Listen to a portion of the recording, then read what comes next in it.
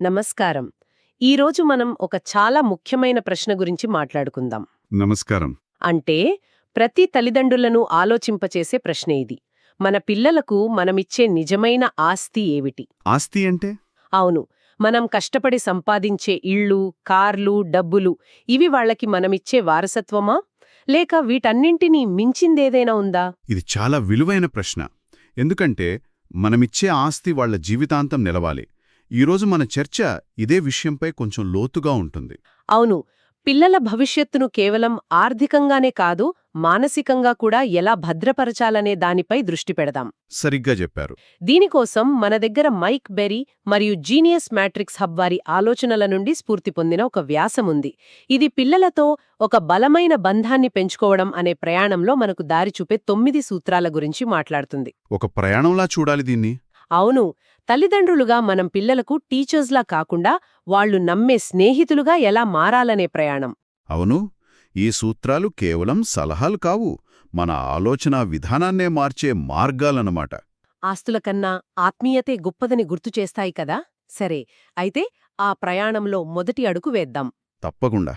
మొదటి సూత్రమే నన్ను కొంచెం ఆలోచనలో పడేసింది. అది కనెక్షన్ ఓవర్ కరెక్షన్ అంట. అంటే దిద్దడం కంటే అనుబంధమే ముఖ్యమని. ఆ ఇప్పుడు ఉదాహరణకు, నా కొడుకు గోడమీద క్రయాంతు గీసేశాడు అనుకుందాం. నా మొదటి స్పందన వాణ్ణి మందలించడం కాకూడదా? ఇలా చేయకూడదు అని వెంటనే చెప్పపోతే ఎలా? ఇది వినడానికి కొంచెం వింతగా ఉంది. మీరు చెప్పింది నిజమే. మనకు వెంటనే వచ్చే ఆలోచన అదే. కానీ ఇక్కడ మనం గమనించాల్సిన ఒక ముఖ్య విషయమేంటంటే, చెప్పండి. ఈ సూత్రం క్రమశిక్షణ వద్దు అనడం లేదు, కానీ దాని దారి మార్చుకోమంటోంది. అనుబంధమనే పునాది లేకుండా మనం ఎన్ని దిద్దుబాట్లు చేసినా అవి పిల్లల చెవు నుంచి లోపలికి వెళ్లవు. అంతేనా? పైగా మన మాటలు వాళ్లలో తిరుగుబాటును ప్రేరేపిస్తాయి. అంటే మీరు చెప్పేది ముందు బంధం బలపడ్డాకే మనం చెప్పే మాటలకు విలువుంటుందనంటారా? ఖచ్చితంగా. పిల్లలకు మనం ఒక భరోసా ఇవ్వాలి.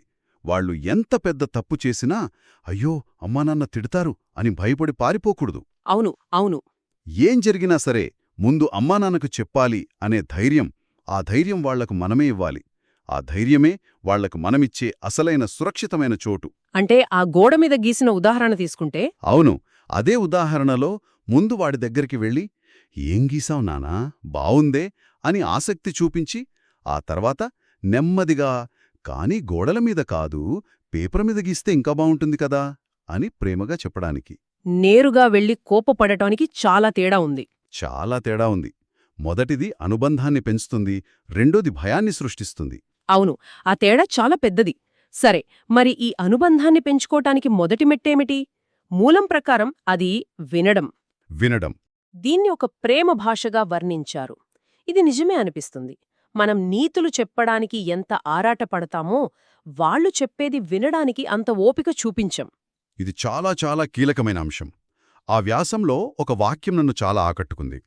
ఈరోజు వాళ్లు చెప్పే చిన్న చిన్న విషయాలను మనం శ్రద్ధగా వింటేనే రేపు వాళ్ళెదుర్కొనే పెద్ద సమస్యలను మనతో పంచుకుంటారు. వావ్! ఆలోచించండి, వాళ్ళాడుకునే బొమ్మ పోయిందని ఏడుస్తుంటే దానికేనా ఏడ్చేది అని మనం తేలిగ్గా తీసిపారేస్తే, భవిష్యత్తులో వాళ్ల జీవితంలో ఎదురయ్యే నిజమైన కష్టాల గురించి మనంతో ఎలా పంచుకుంటారు? అస్సలు పంచుకోరు. మనం వాళ్ల చిన్న ప్రపంచాన్ని గౌరవించాలి. ఆ చిన్న ప్రపంచంలో బొమ్మ పోవడం అనేది వాళ్లకు చాలా పెద్ద విషయం. నిజమే. ఆ గౌరవం ఇస్తేనే రేపు వాళ్ల పెద్ద ప్రపంచంలోకి మనల్ని ఆహ్వానిస్తారు.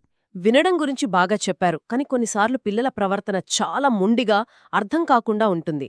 అప్పుడు వాళ్లు చెప్పేది వినడం కన్నా వాళ్ల ప్రవర్తనను అదుపు చేయడం ముఖ్యమనిపిస్తుంది. ఉదాహరణకు ఒక పిల్లాడు హోంవర్క్ చెయ్యనని మారం చేస్తున్నాడు. అక్కడ మనం ఏమిటి చూడాలి? ఇక్కడే మూడవ సూత్రం వస్తుంది. పిల్లల ప్రవర్తన విషయంలో ఏమిటి చేస్తున్నారు అని కాకుండా ఎందుకు అలా చేస్తున్నారు అని చూడాలి. వాళ్ల ప్రవర్తన అనేది ఎలా చెప్పాలంటే నీటిమీద తేలియాడే మంచుకొండ కొనలాంటిది. ఓ, అంటే మనకు కనిపించేది కొంచెమేనా? కొద్ది భాగమే. అసలు కారణం నీటి అడుగున దాగి ఉంటుంది. హోంవర్క్ చెయ్యనని మారం చేస్తున్నాడంటే మనం వెంటనే బద్ధకం లేదా మొండితనం అనే ముద్ర వేసేస్తాం. అవును, సహజంగా జరిగేదదే. కాని ఎందుకు అని ఒక్క క్షణం ఆలోచిస్తే అసలు కారణాలు వేరే ఉండొచ్చు. బహుశా ఆ సబ్జెక్ట్ వాడికి అర్థం కావడం లేదేమో, లేదా స్కూల్లో టీచర్ ఏమైనా అన్నారేమోనన్న భయమా? అది కావచ్చు. లేక ఆ రోజంతా ఆడుకుని అలసిపోయాడా, ఆ ఎందుకుని మనం పట్టుకోగలిగితే సమస్య ప్రవర్తనతో కాదు, దాని వెనుకున్న కారణంతో అని మనకర్థమవుతుంది. ఆ కారణాన్ని పరిష్కరిస్తే సరిపోతుంది. అర్థం చేసుకోవడం అన్నమాట. ఓకే, ఇది చాలా ఆసక్తికరంగా ఉంది. అనుబంధం, వినడం, కారణాన్ని అర్థం చేసుకోవడం బావుంది. అయితే ఇక్కడే ఇంకో సూత్రం వస్తుంది. ఇది చాలామంది తల్లిదండ్రులకు కొంచెం కష్టంగా అనిపించొచ్చు. అదేంటి? అదేంటంటే మనం తప్పు చేసినప్పుడు పిల్లలకు క్షమాపణ చెప్పడం. నిజం చెప్పాలంటే ఇది నన్ను కూడా ఆలోచింపజేస్తోంది. పిల్లల ముందు సారీ చెబితే మన అధికారం, మన గౌరవం తగ్గిపోతాయేమో అని ఒక చిన్న భయం ఉంటుంది కదా. ఆ భయం చాలా సహజం. కానీ ఈ విషయంలో రచయితలు ఒక బలమైన వాదన వినిపిస్తున్నారు. ఏంటది? క్షమాపణ చెప్పడం వల్ల మీ గౌరవం తగ్గదు, పైగా రెట్టింపవుతుంది. రెట్టింపవుతుందా? అవును. ఎందుకంటే దాని ద్వారా మీరు పిల్లలకు 2 అమూల్యమైన పాఠాలు నేర్పుతున్నారు. ఒకటి, మనుషులెవరూ పరిపూర్ణులు కారు, తప్పులు చేయడం సహజమని. రెండోది? 2, తప్పు చేసినప్పుడు బాధ్యత తీసుకుని దాన్ని ఒప్పుకునే ధైర్యం ఉండాలని. మనం ఆఫీస్ టెన్షన్లో ఇంటికి వచ్చి అనవసరంగా పిల్లలపై అరిచామనుకోండి, కాసేపయ్యాక మన తప్పు తెలుసుకుని వాళ్ళ దగ్గరికి వెళ్ళి అవును, వాళ్ల దగ్గరికి వెళ్ళి ఐఎమ్ సారీ నాన్నా, నీ మీద అరవాల్సింది కాదు, నా మూడు సరిలేదు అని చెప్పగలిగితే ఆ క్షణం వాళ్ల దృష్టిలో మనం నిజాయితీగల హీరోలమవుతాం. మీరు చెప్పింది బాగుంది. మనల్ని మనం పరిపూర్ణులుగా కాకుండా నిజాయితీపరులుగా చూపించుకోవాలి. సరే, క్షమాపణ చెప్పడం గురించి మీరు చెప్పింది బాగుంది. కానీ ఇక్కడే నాకింకో ప్రశ్న వస్తోంది. అడగండి. క్రమశిక్షణ విషయంలో ఇది ఎలా పనిచేస్తుంది? ఎందుకంటే క్రమశిక్షణ అంటేనే చాలాసార్లు మనం వాళ్ళని శిక్షించాల్సొస్తుంది కదా. ఈ రెండిటి మధ్య గీత ఎక్కడ గీయాలి? మంచి ప్రశ్న. ఇక్కడే 5వ సూత్రం వస్తోంది. క్రమశిక్షణ అంటే శిక్షించడం కాదు, నేర్పించడం. శిక్షించడం కాదు, నేర్పించడం. అవును, ఈ 2 పదాల మధ్య చాలా తేడా ఉంది. శిక్షలో కోపం, అధికారం ఉంటాయి. నేర్పించడంలో ప్రేమ, మార్గనిర్దేశం ఉంటాయి. మూలమేమని హెచ్చరిస్తోందంటే కరుణలేని శిక్ష పిల్లలను మనకు దూరం చేస్తుంది. అంటే మనం పెట్టే ప్రతి నియమం వెనుక వాళ్ల మంచి కోరే ప్రేమ ఉందని వాళ్లకర్థమవ్వాలి. ఖచ్చితంగా. ఉదాహరణకు, రోజూ 1 గంట మాత్రమే టీవీ చూడాలని మీరు నియమం పెట్టారు. మీ అబ్బాయి 2 గంటలు చూశాడు. ఇప్పుడు శిక్షగా మరుసటి రోజు టీవీ బంద్ చేయడమనేది సాధారణం.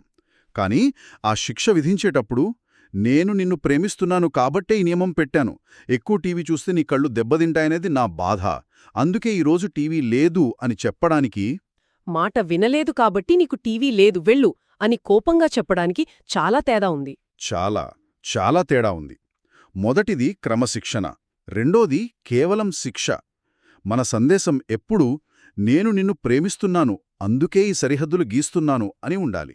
ఇప్పటిదాకా మనం అనుబంధం, గౌరవం, క్రమశిక్షణ లాంటి తాత్విక విషయాల గురించి మాట్లాడుకున్నాం. ఇప్పుడు కొంచెం ఆచరణాత్మక విషయాల్లోకి వెళ్దాం. సరే. క్వాలిటీ టైం, ఇది మనం చాలాసార్లు విన్న మాటే. గంటల తరబడి వారితో ఉండటం కాదు, గడిపే కొద్ది సమయమైనా నాణ్యంగా ఉండాలి అంటారు. వినడానికి చాలా బావుంది. కానీ నిజ జీవితంలో ఆఫీస్ నుండి అలసిపోయి వచ్చిన తల్లికి లేదా తండ్రికి ఆ 15 నిమిషాలు కూడా ఫోన్ పక్కన పెట్టి పూర్తి ఏకాగ్రతతో గడపడం సాధ్యమేనా? ఈ సలహా ఆచరణా సాధ్యమేనా అని చాలామందికి అనిపించొచ్చు. మీ సందేహం సబబైనదే. నిజానికి ఇది చాలా కష్టమైన పనే, కాని అసాధ్యం కాదు. ఎలా? ఈ వ్యాసంలో ఇచ్చిన సలహా చాలా శక్తివంతమైనది. రోజుకి కేవలం 15 నిమిషాలు. ఆ సమయంలో టీవీ, ఫోన్, ల్యాప్టాప్ అన్నీ పక్కన పెట్టేయాలి. అన్నీనా? అన్నీ. పూర్తిగా వాళ్లకే ఆ సమయాన్ని కేటాయించాలి. వాళ్ల కళ్లల్లోకి చూస్తూ, ఈరోజు స్కూల్లో ఏం జరిగింది, నీ ఫ్రెండ్ ఏమన్నాడు, ఏం ఆడుకున్నారు అని అడగాలి. మనం వినడానికి సిద్ధంగా ఉన్నామని వాళ్లకు తెలియజేయాలి. 15 నిమిషాలు. ఆ 15 నిమిషాలు మన వారసత్వ నిర్మాణంలో మనం పేర్చే ఒక్కో ఇటుకలాంటిదని రచయితులు పోల్చారు. ఆ చిన్న సమయమే వాళ్ల మనసులో మా అమ్మానాన్న నాతోసం ఉన్నారు అనే పెద్ద భరోసాను నింపుతుంది. మనం రోజంతా వాళ్లతో ఉన్నా మనసు ఎక్కడో ఉంటే ప్రయోజనం 0. అంటే గడిపే సమయం యొక్క క్వాంటిటీ కన్నా క్వాలిటీ ముఖ్యమని నొక్కి చెబుతున్నారు. సరే, ఈ 15 నిమిషాల నాణ్యమైన సమయం మనం వారికిచ్చే శ్రద్ధకు నిదర్శనం. మరి మిగిలిన 23 గంటల 45 నిమిషాల సంగతేంటి? ఇక్కడే 7వ సూత్రం వస్తుందనుకుంటా. మాటల కంటే చేతులు మిన్నా. ఖచ్చితంగా. మనం ఆ 15 నిమిషాల్లో చెప్పేదానికి, మిగిలిన రోజంతా మనం చేసేదానికి పొంతన లేకపోతే వాళ్ళు మన చేతులనే నమ్ముతారు, మాటలను కాదు. దీన్నే లివింగ్ లెగసీ అన్నారా? అవును, జీవంత వారసత్వం. మనం గౌరవంగా బతకమని వారకు 100 నీతులు చెప్పొచ్చు, కాని ఇంటికొచ్చిన వాళ్లతో మనం అమర్యాదగా ప్రవర్తిస్తే వాళ్ళు నేర్చుకునేది ఆ అమర్యాదనే. నిజాయితీగా ఉండమని చెప్పి.